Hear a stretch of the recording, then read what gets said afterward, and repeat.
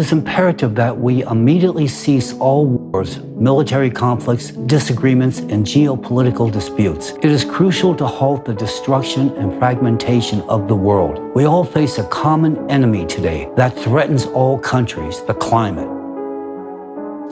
It's Museum of Tarot, and today, in light of the tragic fires on Maui, I'd like to speak with you about something very important.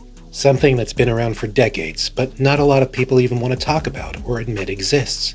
Something that's been passed off as pure conspiracy theory. That's right. I'm speaking, of course, about climate change. Now, many people, including scientists, just can't seem to admit to themselves that there's a long and very well documented history of climate change. It's too emotionally difficult for some people to admit to themselves that some things just aren't really conspiracy theories.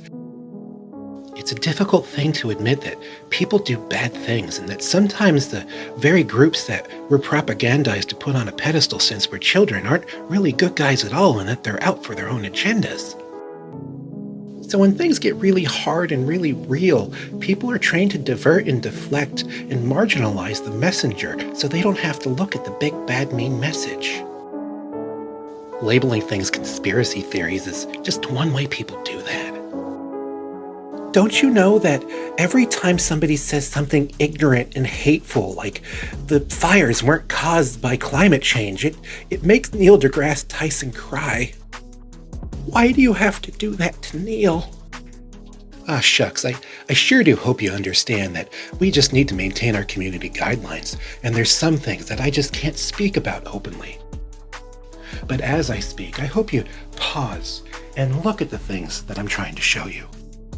We all just need to realize that we can't ignore this anymore. This is very problematic, just like Republicans and people who are mean on witch talk. What are we all going to do when all the animals are gone, when the penguins are gone, and the capybaras and the koalas with their little hands? So I hope my message comes through loud and clear. It's time to get our head out of the sand and come to grips with reality about climate change. That we're surrounded by it 24/7, that it's in the sky, it's around us at all times, and it's holding us all hostage. I do not mean to make light of what just happened in Hawaii. It's a tragedy. It's time to start paying attention, because what are you going to do when climate change hits your town?